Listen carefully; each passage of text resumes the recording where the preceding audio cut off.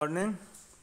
मैं डॉक्टर रविंद्र कुमार शर्मा, सहायक आचार्य व्यवसाय प्रशासन, राज्य स्नातकोत्तर महाविद्यालय बयाना, बीकॉम फर्स्ट ईयर के समस्त छात्र एवं छात्राओं, आज मैं आपको व्यवसाय प्रशासन विषय का पेपर फर्स्ट व्यापारिक संनियम का टॉपिक गिरवी के अनुबंध अर्थात कॉन्ट्रैक्ट्स ऑफ प्लेज को ई कंटेंट के माध्यम से अध्ययन कराएंगे।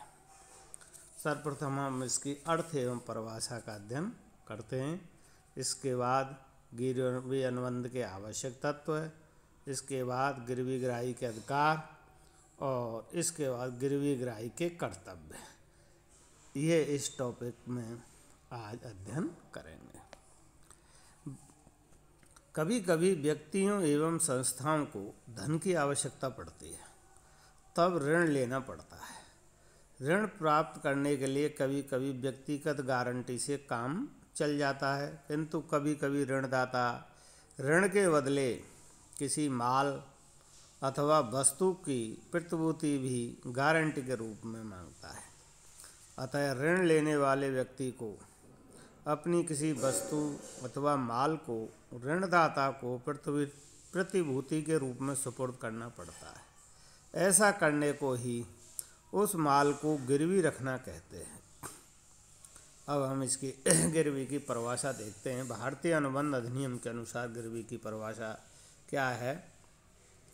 जब किसी माल का निक्षेप किसी ऋण अथवा वचन के पालन के लिए प्रतिभूति के रूप में किया जाता है तो उसे गिरवी कहते हैं।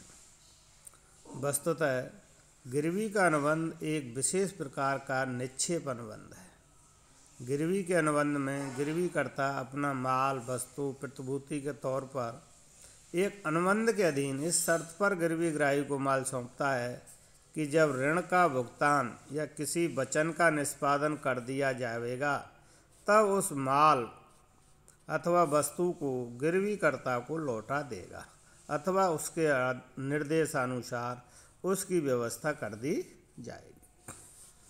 आप देखिए, गिरवी अनुबंध में अथवा गिरवी के लिए निक्षेप में दो पक्षकार होते हैं। पहला पक्षकार है गिरवीकर्ता। गिरवीकर्ता कौन व्यक्ति होता है?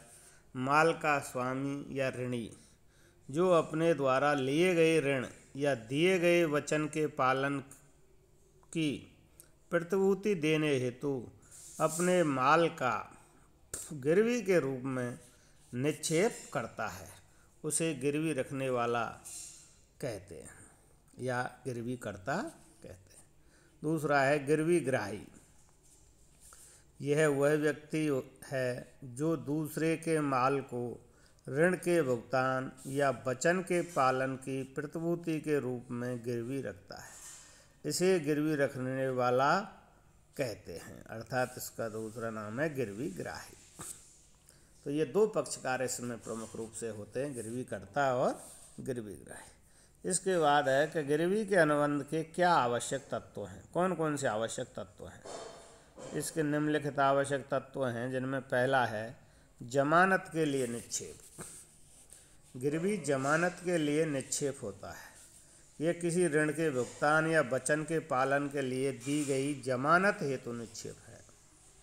माल, दूसरा आवश्यक तत्व है माल।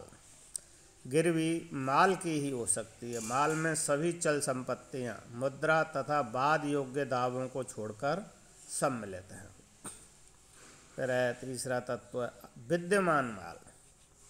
गिरवी विद्यमान माल की ही हो सकती है। यदि माल का निर्माण नहीं हुआ है अथवा उत्पादन नहीं हुआ है तो ऐसे माल को गिरवी नहीं रखा जा सकता है। गिरवी रखा जाने वाला माल गिरवी के अनुबंध के समय निश्चित या पहचान योग्य होना चाहिए। यह ध्यान रहे कि विद्यमान माल में माल के स्वत्व को प्रलेख तथा अन्य मूल्यवान वस्तुएं भी सम्मिलित हैं। और चौथा तत्व है इसका अनुबंध का, गिरवी के का, माल के अधिकार का अंतरण या माल की सुपुर्दगी। गिरवी के अनुबंध के लिए माल के अधिकार का अंतरण होना आवश्यक है। चाहे माल के भौतिक अधिकार का हस्तांतरण न हो, किंतु वैधानिक अधिकार का अंतरण होना आवश्यक है। माल अंतरण रचनात्मक अथवा भौतिक अथवा सांकेतिक किसी भी रूप में हो सकता है। उदाहरणतः माल की बिल्टी देकर माल की वैधानिक सुपुर्दगी दी जा सकती है। इस तरह से ये गिरवी अनुबंध के 4 आवश्यक तत्व हैं जो कि इस अनुबंध को का निर्माण करने में महत्वपूर्ण इनके बिंदु हैं या भूमिका है। अब आगे है इसी में गिरवी ग्राही के क्या अधिकार हैं। हमने आपको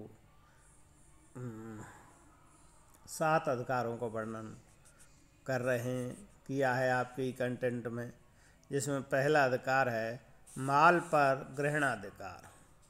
गिरवी ग्राही का पहला अधिकार यह है कि वह गिरवी रखे हुए माल को निम्नांकित के लिए रोक कर रख सकता है। निम्नांकित किन किन बातों के लिए रोक कर रख सकता है? ऋण के भुगतान का वचन के निष्पादन के लिए, ऋण पर देय ब्याज के भुगतान के लिए, माल को रखने या सुरक्षित रखने के लिए किए गए खर्चों के भुगतान के लिए। यह उल्लेखनीय है कि गिरवी ग्राही को सामान्यतः विशिष्ट ग्रहणाधिकार ही होता है। और दूसरा अधिकार है बाद में लिए गए ऋण के लिए माल को रोकने का अधिकार। जब गिरवी करता माल गिरवी रखने के बाद गिरवी ग्राही से और ऋण लेता है तो गिरवी ग्राही को किसी विपरीत अनुबंध के अभाव में यह अधिकार है कि वह इस बाद वाले ऋण का भुगतान होने तक माल को रोक सकता है। और तीसरा है अधिकार असाधारण व्यय प्राप्त करने का अधिकार। गिरवी ग्राही ने गिरवी रखे गए माल के संबंध में किसी प्रकार के असाधारण व्यय किए हैं तो वह गिरवी कर्ता से इन व्ययों को भी प्राप्त कर सकता है। यहाँ ये बात मुख्य है कि उसे असाधारण व्ययों के लिए ग्रहणाधिकार नहीं होता है, अर्थात असाधारण व्यय जो होते हैं उस पर उसको ग्रहणाधिकार अर्थात उस माल पर उसका नियंत्रण नहीं होता है, सिर्फ माल को रोक सकता है वो। फिर है चौथा गिरवी कर्ता पर बाद प्रस्तुत करना है। यदि गिरवी कर्ता अपने ऋण का भुगतान या वचन का पालन नहीं करता है तो गिरवी ग्राही उस पर बाद प्रस्तुत कर सकता है। इसके साथ ही वह गिरवी रखे माल को जमानत के रूप में रोक कर भी रख सकता है। अगला अधिकार है माल का विक्रय करना। यदि गिरवी ग्राही गिरवी कर्ता पर बाद प्रस्तुत नहीं करना चाहता है तो गिरवी ग्राही गिरवी के माल का विक्रय भी कर सकता है, किंतु गिरवी ग्राही माल के विक्रय से पूर्व इस आशय की उचित सूचना गिरवी कर्ता को देने के लिए बाध्य है। किंतु गिरवी ग्राही किसी भी दशा में माल बेचने के लिए बाध्य नहीं है। यह ध्यान रखने की बात है कि गिरवी ग्राही द्वारा गिरवी कर्ता पर बाद प्रस्तुत करने से उसके माल बेचने के अधिकार में कोई बाधा नहीं आती है। ये दोनों ही पृथक पृथक अधिकार हैं, किंतु एक साथ भी प्रयुक्त किए जा सकते हैं। और अगला है वास्तविक स्वामी के विरुद्ध अधिकार। वास्तविक स्वामी के विरुद्ध अधिकार। यदि गिरवी कर्ता माल का वास्तविक स्वामी नहीं है तथा वह व्यर्थहीन अनुबंध के अंतर्गत प्राप्त माल उत्पीड़न, अनुचित प्रभाव, कपट तथा मिथ्या वर्णन के आधार पर प्राप्त माल को गिरवी रख लेता है तथा गिरवी रखने के समय तक पीड़ित पक्षकार अनुबंध का खंडन नहीं करता है तो गिरवी ग्राही को माल के वास्तविक स्वामी के विरुद्ध अच्छा अधिकार प्राप्त होगा। परंतु यह ध्यान रखने की बात है कि गिरवी ग्राही को अच्छा अधिकार तभी प्राप्त होगा जबकि उसने माल पूर्ण सद्भावना से गिरवी रखा हो तथा उसे गिरवी कर्ता के दोषयुक्त स्वामित्व का ज्ञान ना हो। और अगला अधिकार है निक्षेपी से माल का संपूर्ण मूल्य वसूलने का अधिकार। कभी कभी माल का स्वामी अपने माल को किसी निक्षेप ग्रहीता जैसे रेलवे को सौंप देता है और उसका स्वत्व का प्रमाण पत्र जैसे रेलवे रसीद प्राप्त कर लेता है।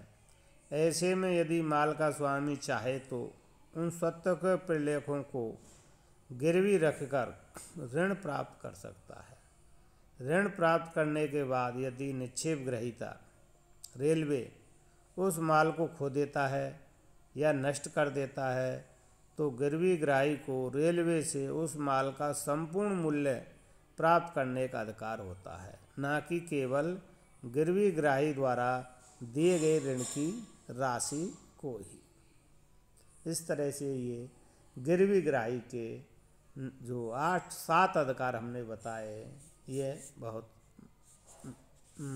इम्पोर्टेंट है। और अब अगला है इसमें इसी टॉपिक में गिरवी ग्राही के कर्तव्य कौन कौन से हैं।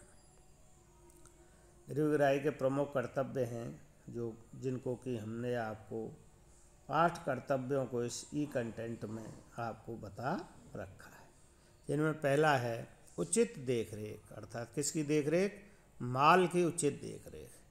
गिरवी ग्राही को गिरवी रखे गए माल की उचित देखरेख करनी चाहिए। उचित देखरेख का आशय यह है कि उतनी देखरेख अवश्य करनी चाहिए जितनी कि एक सामान्य बुद्धि का व्यक्ति समान मूल्य, गुण तथा मात्रा वाली अपनी निजी वस्तु की करता है।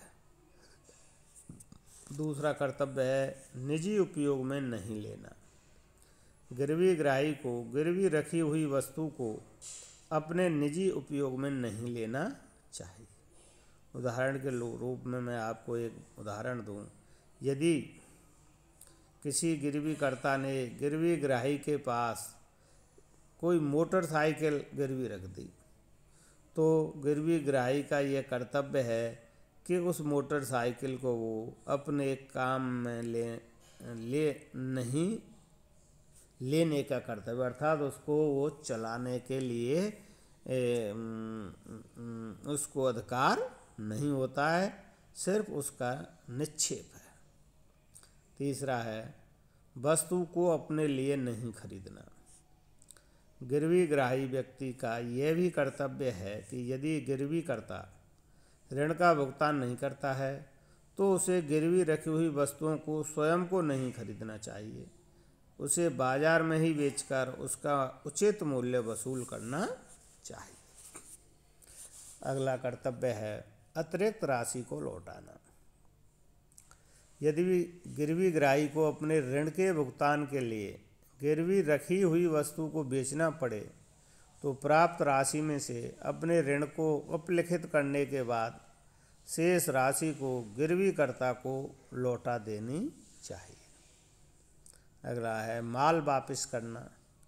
गिरवी ग्राही का एक कर्तव्य यह भी है कि जब उसे उसका बकाया ऋण, ब्याज तथा आवश्यक खर्चे मिल जाएं तब उसे समस्त माल को गिरवीकर्ता को लौटा देना चाहिए। और अगला कर्तव्य है अपने माल में नहीं मिलाना। गिरवी ग्राही को गिरवी रखे गए माल को अपने निजी माल में नहीं मिलाना चाहिए जब तक कि गिरवीकर्ता ने अपनी सहमति ना दे दी हो।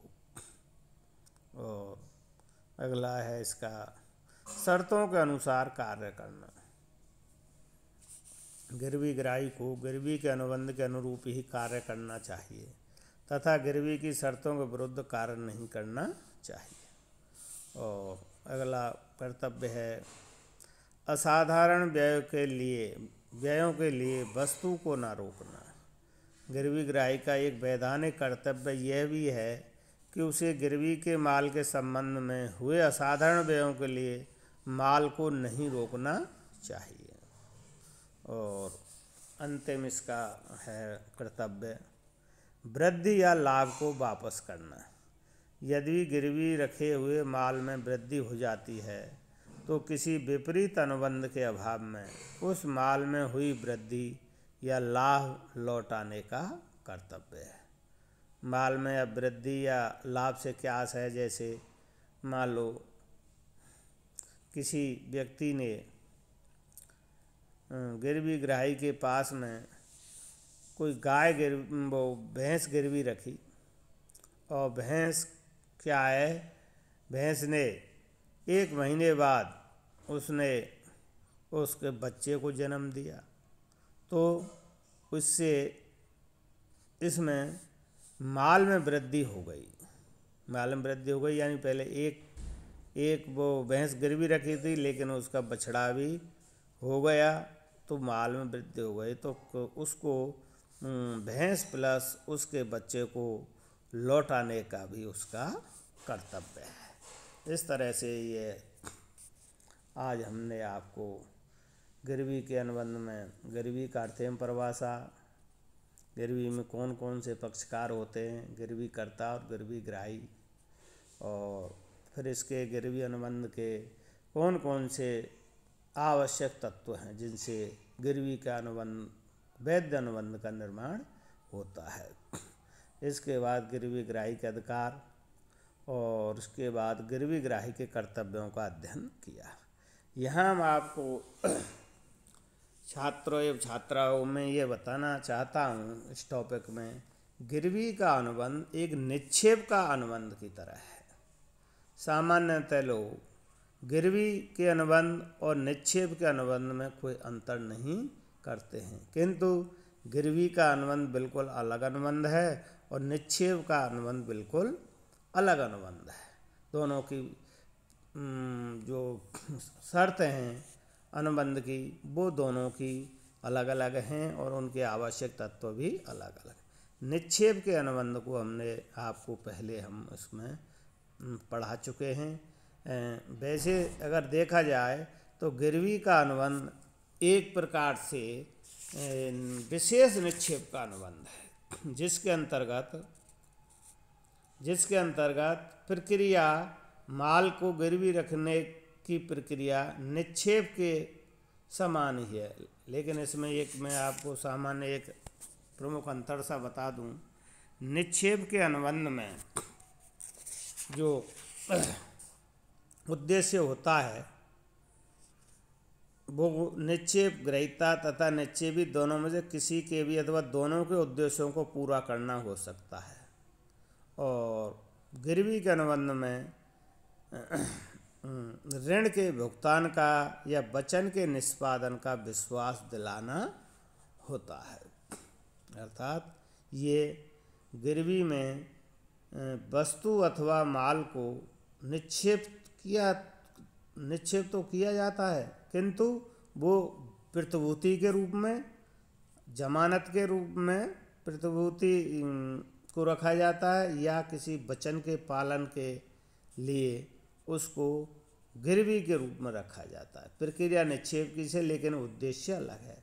जबकि निक्षेप के अंतर्गत माल अथवा वस्तु को कुछ समय के लिए अपने उद्देश्यों की पूर्ति होने तक उसको उनके पास में सुरक्षा के लिए रखा जाता है, और उसका काम निकलने पर, निक्षेपकर्ता का काम निकलने पर उसको वो वापस प्राप्त कर लेता है। इस तरह से ये आपके गिरवी का अनुबंध का ये टॉपिक आज हमने पढ़ाया है। आज के लिए इतना ही, धन्यवाद।